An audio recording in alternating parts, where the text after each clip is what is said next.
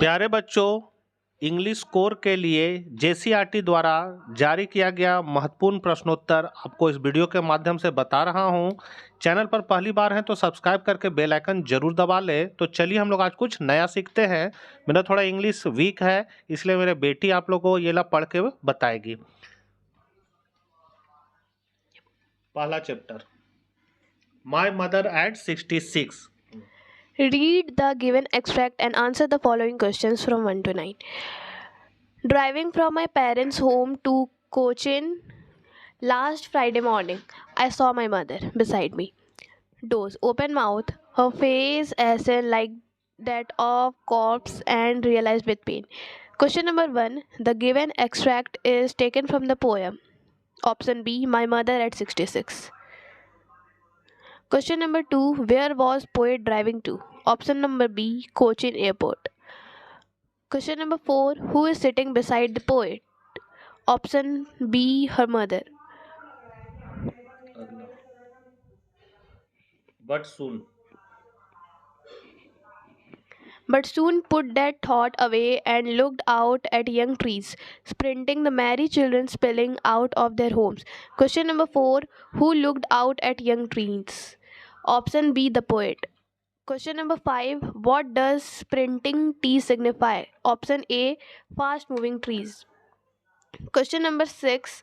What does the poet notice in the outside world? Option A, sprinting trees and merry children running out.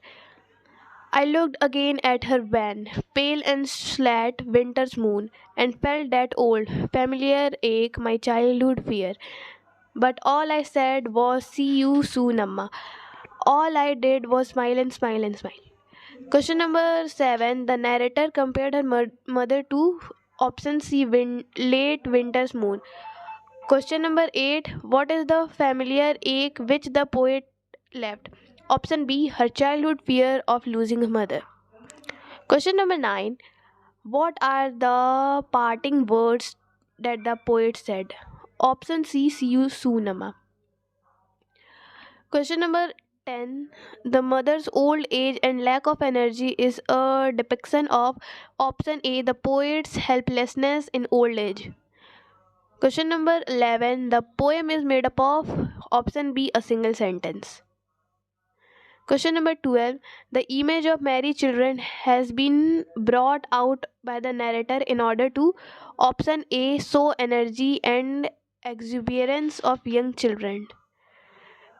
Question number 13. The narrator is only using her smile to option A, cover up her pain. Question number 14. Smile and smile and smile is option A, alliteration. Question number 15. Children spilling out is an option B, metaphor. Question number 16. Tree sprinting is a poetic device. It is option number A, personification. Question number 17. What do the running trees signify? Option C, fast moving change in human life, childhood to old age. Question number 18. What did the poet realize with pain? Option A, her mother's appearance like a corpse. Question number 19. What do the parting words "see you soon, Amma" signify? Option B, her optimistic farewell full of cheerlessness. Question number 20. What does SN face signify? Option C, pale and lifeless face of poet's mother. Question number 21. Whose house the poet was living? Option D, her parents' house. Question number 22. What does the expression "smile, smile, and smile" signify? Option D, poet's desperate efforts to hide her fears. Question number 23. Who is the poet of this poem? Option D, Kamla Das. Question number 24. How far was the poet standing away from her mother? Option C, a few yards. Question number 25. What did the poet see outside the window? Option C, young trees. Chapter 2. A Jhungi एक झुंगी बस्ती में एक प्राथमिक विद्यालय की कक्षा। इसी chapter से आपको पहले क्या दिया हुआ है कि दिए गए उद्धरण को पढ़िए और 1 से 9 तक के प्रश्नों के उत्तर दीजिए। तो लिखा हुआ है आगे। Far, far from gusty waves, these children's faces, like rootless weeds, the hair torn round their pallor. The tall girl with her wig down head, the paper. इसको आप लोग देख लीजिए, स्क्रीनशॉट ले लीजिए। इस पर सीधे हम लोग क्वेश्चन पे चलते हैं। तो इसका पहला क्वेश्चन है, Question number 1. The given extract is taken from the poem Option D, An Elementary School Classroom in a Slum. Question number 2. The paper seeming boy with rat's eyes means the boy is Option C, thin, hungry, and weak. Question number 3. Identify the literary device in like rootless weeds. Option A, simile. इसको आप लोग देख लीजिए। इस पे हम लोग सीधे क्वेश्चन पे चलेंगे। चौथा number question. Question number 4. The classroom walls have Option A, pictures of Shakespeare buildings with domes, world maps, and beautiful valleys. Question number 5. The color of sour cream is Option C, off white. Question number 6. What does the expression open handed map show? Option number D. Maps are drawn at the orders of the powerful people like Hitler. ये वाला paragraph आप लोग देख लीजिएगा।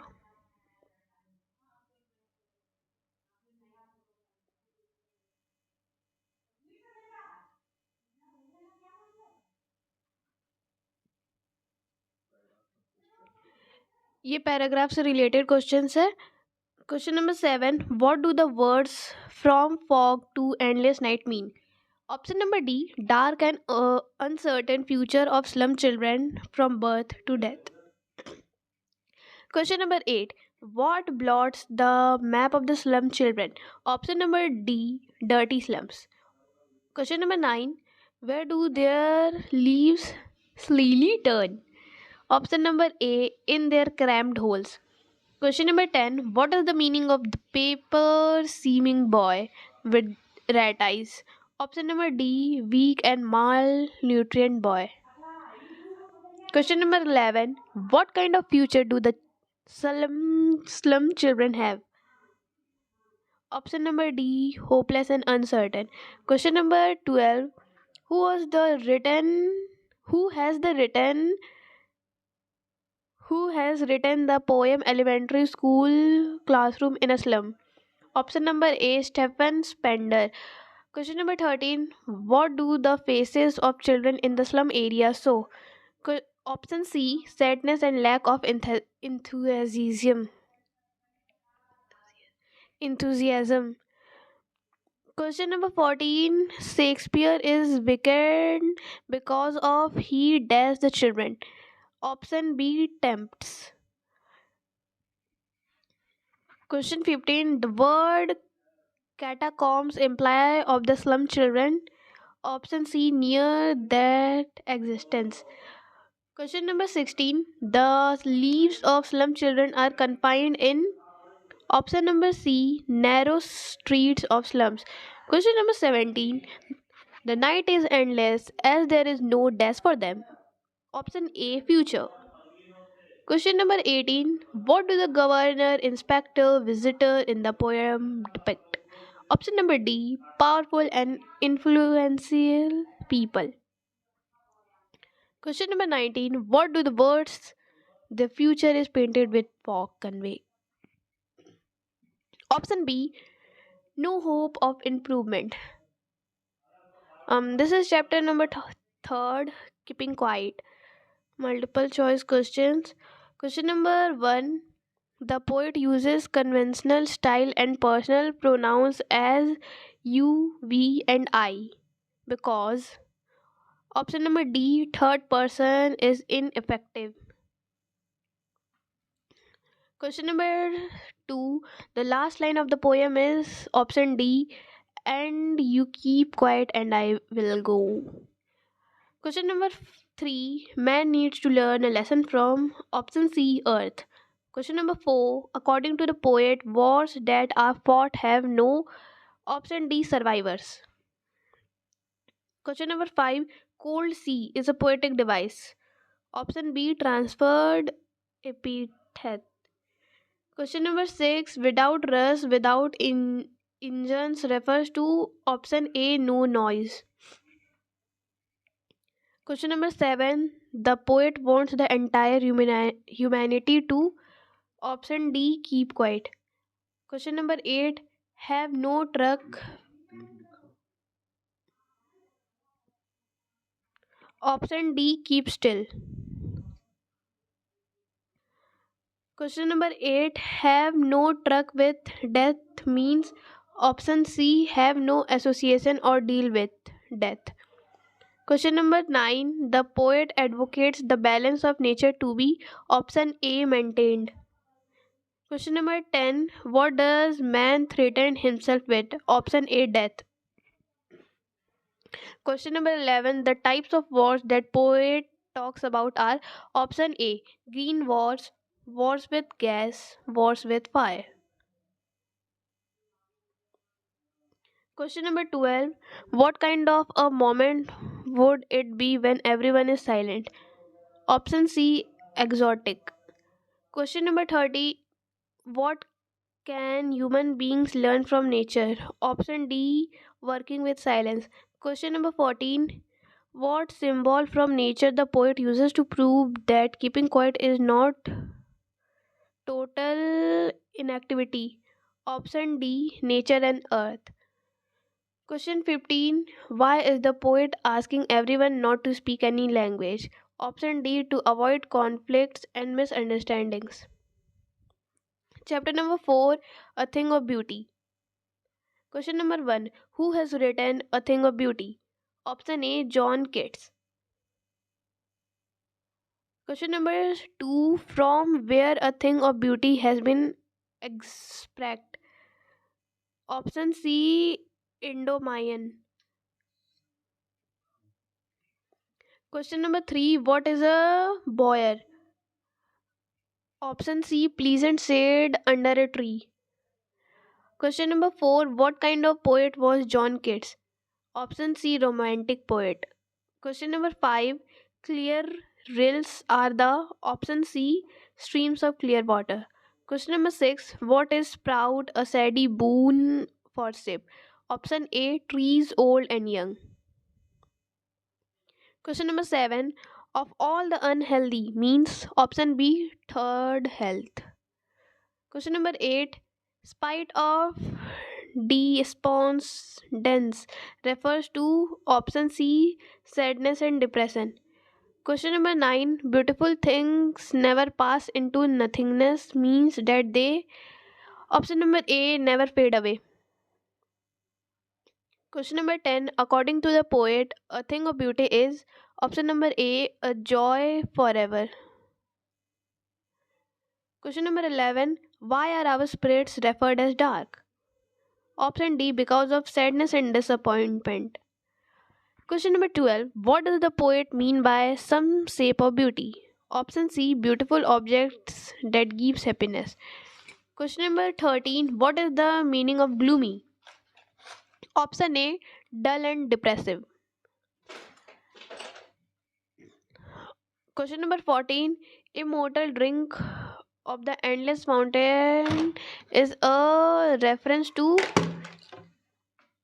option number D, the continuous flow of sacred or holy water. Question number 15, what does despondence mean? Option A, disappointment. Chapter 5, a roadside stand.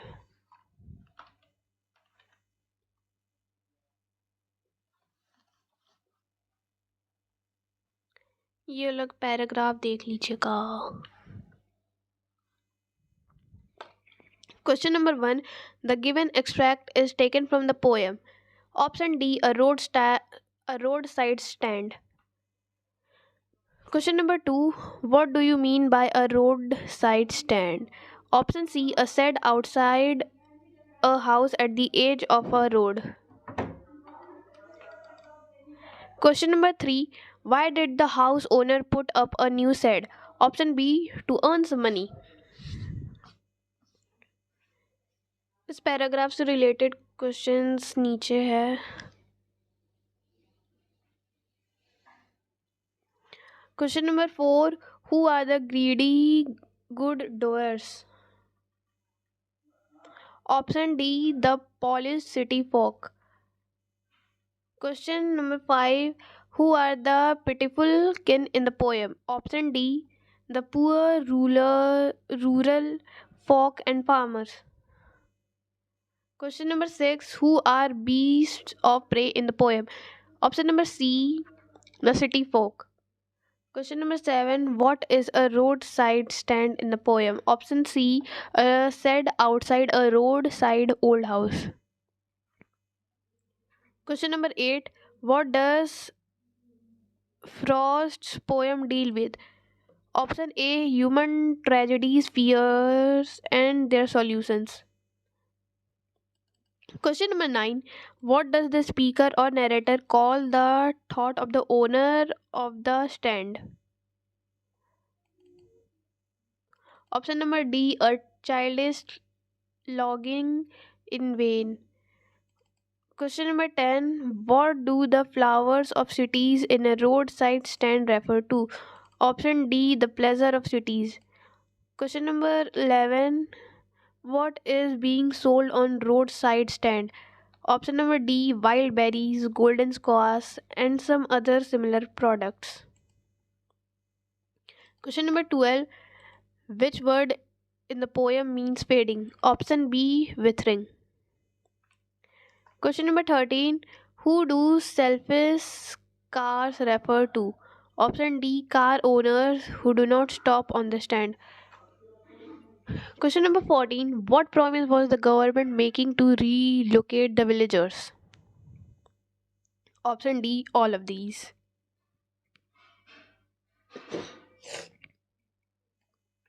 Question number 15, why are the city people called greedy? Option C, because of their behavior. Chapter 6, Aunt Jennifer's Tiger.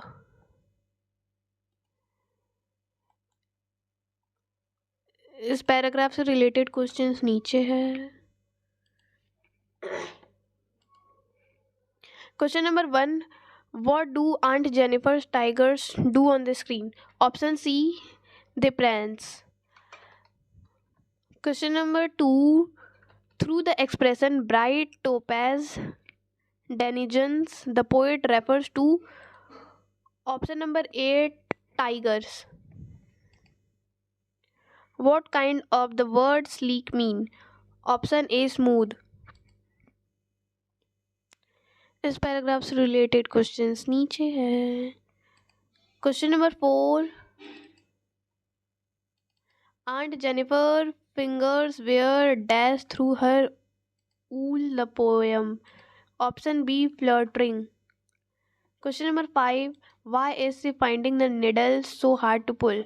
Option number D, because of the heavy weight of her marriage ring.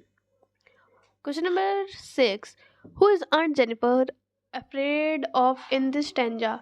Option A, her husband. ये भी एक paragraph है, इससे related questions नीचे दिए हुए हैं।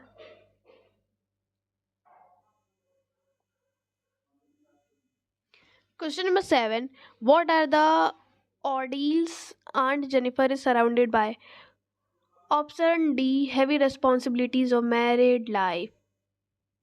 Question number 8, the tigers in the panel that she made means option number B, the tigers embroidered by Jennifer. Question number 9, will go on prancing means option A, spirit of freedom of the tigers will continue to exist after her death. Question number 10, who is the poet of the poem Aunt Jennifer's Tiger? Question number option C, Adrienne Rich. Question number 11, Aunt Jennifer's tiger are actually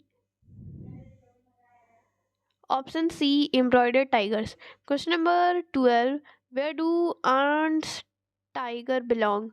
Question number D, world of green forest. Option D, world of green forest. Question number 13. What lies heavily on Aunt Jennifer's hands? Option D, wedding ring.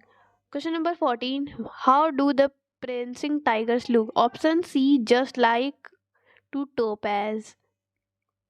Question number 15. How are tigers described in the poem? Option D, all of the above. As ferocious, fearless, and chivalric. Question number 16. What does the image massive weight of the wedding band mean? Option A, wedding bond of hard married life. Question number 17. Which figure of speech is suitable in the line? Sits heavily upon Jennifer's hand. Option A, alliteration. Um, Question number 18. What does the phrase sleek, chivalric, certainty symbolize? Option C, Aunt Jennifer's unfilled wish. Question number 19. Which word in the poem shows the aunt is very weak? Option B, topaz. Question number 20. Why have the tigers been called Aunt Jennifer's tigers? Option D, for Aunt Jennifer's controls them in the ring. सो ये यहीं तक था and ये ख़त्म हो चुका है.